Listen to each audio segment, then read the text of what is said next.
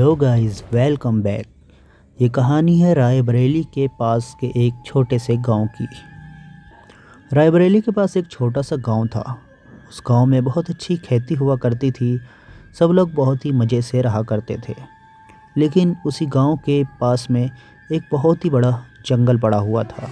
वो एक एकदम वीरान जंगल था। उसके अंदर कोई भी आता जाता नहीं था। लेकिन उस जंगल के बीचों बीच में एक बहुत बड़ा बाग था। इस बाग के अंदर सिर्फ़ और सिर्फ आम के ही पेड़ लगे हुए थे। गांव के लोग कहते थे कि जो भी कोई उस बाग में जाता है आम तोड़ने के लिए, तो वो कभी भी वापस नहीं आता, यानी कोई उसे मार देता है। इसलिए गांव का कोई भी आदमी उस बाग की तरफ जाने के बारे में सोचता भी नहीं था। उसी गांव में एक आशीष हुए उस जंगल के बीच में घुस गया। आशीष भागते हुए आ रहा था कि वो आधा जंगल पार भी कर चुका था। अचानक ही आशीष की नज़र उस आम के बाग के ऊपर पड़ गई और आशीष उस बाग के एकदम करीब से भागते हुए आ रहा था। फिर आशीष ने देखा उस बाग में बैठा हुआ एक आदमी आम खा रहा है और आशीष उसे देखकर वहीं रुक गया और वो एक पेड़ के पीछे छुपकर उसे देखने लगा। उसे आम खाते हुए काफ़ी देर हो गई। ये सब देखकर आशीष ने सोचा कि चलो इसकी जान ही बचा लेता हूँ, और आशीष ज़ोर ज़ोर से उस आदमी को आवाज़ देने लगा। फिर उस आदमी ने आशीष की तरफ देख लिया। आशीष ने उससे कहा कि यहाँ से जल्दी भाग जाओ, क्योंकि इस बाग के अंदर जो भी कोई आम खा लेता है, यहाँ कोई उसको मार डालता है। क्या तुम्हें ये बात नहीं पता? वो आदमी हंसने लगा और आशीष को अपनी तरफ बुलाने लगा। लेकिन आशीष उसकी तरफ नहीं गया और आशीष ने कहा कि अगर तुम्हें मरना है तो तुम मरो, मैं यहाँ से जा रहा हूँ। फिर वो आदमी वहाँ से उठकर आशीष की तरफ आने लगा। ये देखकर आशीष रुक गया। जब वो आशीष के करीब आ गया तो आशीष ने उससे कहा कि चलो जल्दी यहाँ से निकल चलते हैं। उस आदमी ने आशीष का हाथ पकड़ा और वो आशीष को उस बाग की तरफ ले जाने लगा। आशीष रुक गया। आशीष कहने लगा, तुम ये क्या कर रहे हो? उसने कहा, तुम्हें कुछ भी नहीं होगा और तुम्हें कोई भी नहीं मारेगा, तुम मेरे साथ चलो।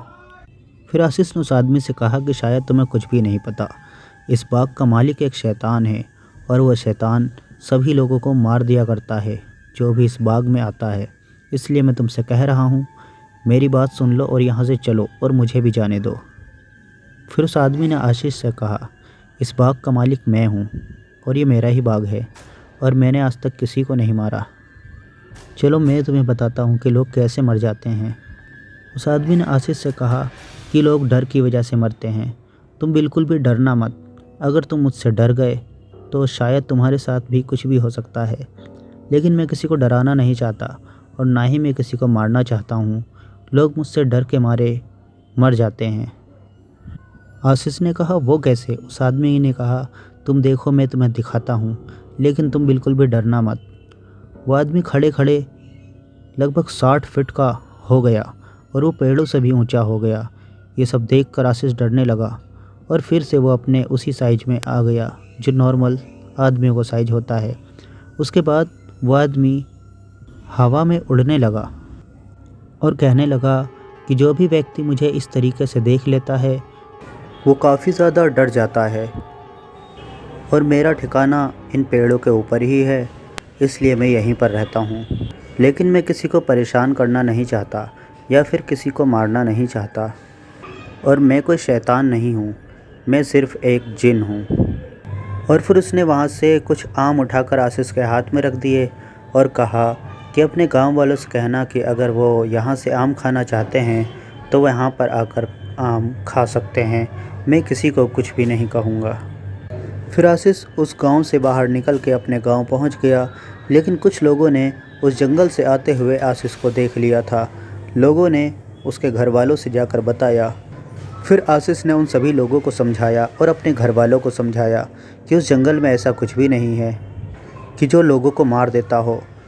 उन पेड़ों पर तो एक जिन रहता है जिसको देखकर लोग घबरा कर मर जाते हैं।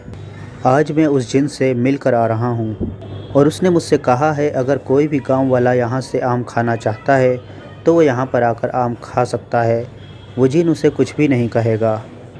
लेकिन फिर भी गांव के लोग आशीष की बातों पर यकीन ना करके उस जंगल की तरफ कभी भी नहीं जाते थे।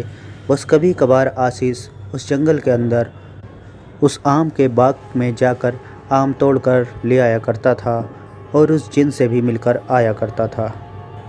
और कहानी यहीं पर समाप्त हो जाती है। Thanks for watching. Bye bye.